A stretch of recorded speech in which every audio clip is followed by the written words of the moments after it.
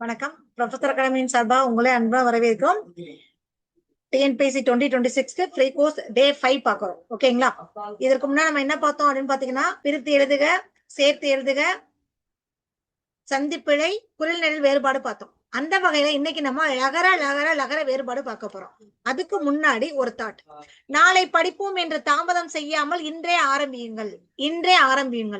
ஏன்னா வெற்றி என்னும் இலக்கை அடையும் வரை நம்ம தாமதிக்கக்கூடிய ஒவ்வொரு நாளும் நமக்கு முன்னாடி லட்சக்கணக்கான பேர் படிச்சுக்கிட்டு இருக்காங்க. சோ நம்ம அதை ஞாபகம் வச்சுக்கிட்டு படிக்கணும். ஓகேங்களா? ஓகே, பாருங்க, லகர வேறுபாடு. இந்த லகர வேறுபாடு எதுக்கு வருதுன்னு பாத்தீங்கன்னா, மயங்கொலி எழுத்துக்கள் தான். நான் முன்ன வகுப்புலயே சொன்னதுதான். மயங்கொலி எழுத்துக்கள் 8 வகையான எழுத்துக்கள் இருக்கு. என்ன அப்படின்னு பாத்தீங்கன்னா, லா லா லா லா லா லா, ரா ஷா, நா நா நா. இந்த 8 எழுத்துக்கள் தான் மயங்கொலி எழுத்துக்கள். அதாவது ஸ்பெல்லிங் மிஸ்டேக் வரும்னு சொல்றாங்க பாத்தீங்களா, அதுதான் மயங்கொலி, மயங்கிய ஒலி அப்படின்னு சொல்றாங்க.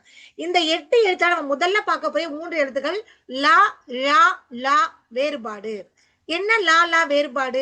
அதாவது இந்த லா என்ற எழுத்து எப்படி வருது? நம்முடைய பக்கங்கள் தடிச்சு அந்த மேல் பலோட அடிய தொடுது. அப்படி வந்தால் அது லகரம் அப்படின்னு சொல்றாங்க. அந்த லகரம் எப்படி இருக்குது? வா மாதிரி தோட்டத்துல இருக்குது. அதனால இத பகர லகரம் என்று சொல்றோம். அதனால இது என்ன சொல்றோம்? பகர லகரம். மேம், நம்ம எப்படி கேள்வி கேட்பாங்க? நாவின் இரு பக்கங்கள் தடித்து மேல் பற்களின் அடியை தொடுவதால் டேஸ் தோன்றும் அப்படின்னு கேட்பாங்க. இதை நம்ம எப்படி ஞாபகம் வச்சுக்கிறது? லா, பள்ளி இருக்கு இல்லையா? பள்ளி என்ன பண்ணுவோம்? செவத்து மேல பள்ளி போக நம்ம அடிக்க போவோம். சரிங்களா? பள்ளி அடிக்க போல மேல ஓடிக்கிட்டே இருக்கும். அப்ப நாவின் இரு பக்கங்கள் தடித்து நம்ம பல்ல கடிச்சிட்டு அடிக்க போவோம். மேல் பற்க அடியை தொடுவதால் அது மேல போய்கிட்டே இருக்கும். எந்த தோன்றுது? லகரம் தோன்றுது. ஏன்னா பள்ளிக்கு இந்த குண்டு தான் வரும். நம்ம தூய தமிழ்ல சொன்னா பகர லகரம். நம்ம புழக்கத்துல சொல்றதுக்கு குண்டையில் அப்படின்னு சொல்லுவோம். ஓகேங்களா? அப்ப பள்ளியை பார்த்தா, பள்ளி மேல போறதை பார்த்தா அடிப்போம். மேல் பற்கள் அடியை தொடுவதால். ஓகேங்களா? இத பா மாதிரி இருக்கு, அதனால பகர லகரம் என்று சொல்றோம். ஓகேங்களா? நெக்ஸ்ட் கொஸ்டின் பாரு. இது என்னது? மழை பெஞ்சு வெள்ளம் போகுது. வெள்ளம் அடிக்குன்னு சொன்னோமா? இது நகர லகரம் குறை இல்ல. அடுத்து பாருங்க, இது இனிப்பு வெள்ளம். இது ரெண்டுக்குள்ள வித்தியாசம் தெரிஞ்சிச்சுங்களா? இதுதான் லகர வேறுபாடு. ஒவ்வொரு எழுத்துலயும் ஒவ்வொரு வேறுபாடு இருக்கு. ஒவ்வொரு சொற்கொள்ளையும் வேறுபாடு இருக்கு. அடுத்து பாருங்க, அலை, கடல் அலை. ஓகேங்களா? அடுத்து பாருங்க, நம்மள இன்வைட் பண்ணுவாங்க இல்லையா? அழைப்பிதழ், அழைத்தல். ஓகேங்களா? அழைக்கிறது. அலை அலை. இன்னொரு அலை வந்துச்சுன்னு பாத்துக்கோங்க, அது தயிர் அப்படின்னு சொல்லுவாங்க, புற்றுன்னு சொல்லுவாங்க. ஓகேங்களா? சரி, இதுல உள்ள வேறுபாடுகளை என்னென்ன எழுத்துக்கள் இருக்கு? அலை, கடல் அலை, அழை கூப்பிடு, அலை என்பது தயிர். ஓகேங்களா? அடுத்து பாருங்க, இலைனா எதை குறிக்கும்? மரம், செடி, கொடிகளோட இலையை பத்தி குறிக்குது. இந்த இழை, ழா. ஓகேங்களா? மகர லகரம்னு சொல்லுவாங்க இல்லையா? இந்த ழா நூல் இழை. செய், நூல். இலை அப்படின்னா என்னப்பா மெலிஞ்சு போயிட்ட, எழுச்சு போயிட்ட அப்படின்னு சொல்லுவாங்க இல்லையா? அந்த இலைக்கு பேரு மெலிந்து போதல். ஓகே, அடுத்து பாரு, இந்த லா நாவின் இரு பக்கங்கள் தடித்து மேல் அன்னத்தின் நடுப்பகுதியை தொடுவதால்.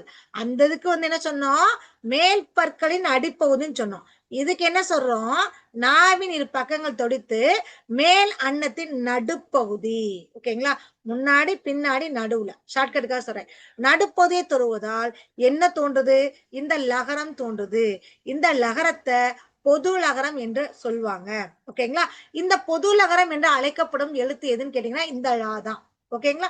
அடுத்து இது என்ன மாதிரி தோற்றத்துல இருக்குது? இது நா. அதே இது பார்த்தா லா. எந்த தோற்றத்துல இருக்குது? நா லா.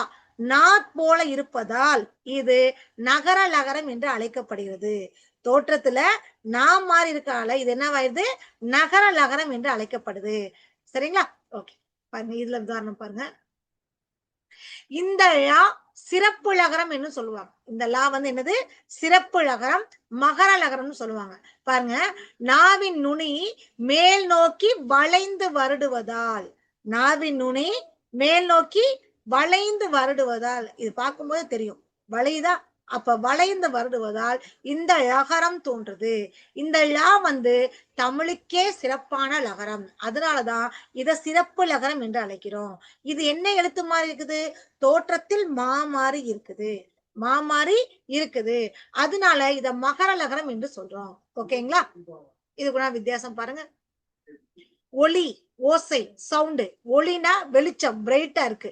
ஒளி, ஒளிச்சு போ, அழிஞ்சு போ அப்படின்னு சொல்லுவோம் இல்லையா? இந்த 3 எழுத்துக்களோட வித்தியாசம் பாருங்க. ஒளின்றது சவுண்டு. நம்முடைய சயின்ஸ்லயே பார்ப்போம். ஒளி, ஒளின்னு பார்ப்போம். ஓகேங்களா? இந்த ஒளி வந்து வெளிச்சத்தை குறிக்குது. ஓகேங்களா? அடுத்து பாருங்க. வழி, காற்று, வழி, பாதை. வழி என்பது வலிமையும் குறிக்கும், வழித்தலையும் குறிக்கும். அடுத்து தாள், பேப்பர் இருக்கு இல்லையா? தாள். அந்த பேப்பர் காகிதம்னு சொல்லுவோம். அதே சமயம் பாதம், நம்முடைய கால் பாதத்தையும் தாள் என்று சொல்லுவோம். தாள், தாழ்பாளையும் சொல்லுவோம்.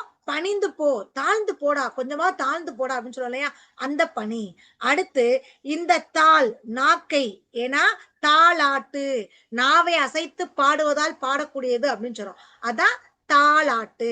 தாள் என்பது நாக்கு, இந்த தாள் என்பது பனி, இந்த தாள் என்பது பாதம், காகிதத்தை குறிக்குது. சரிங்களா?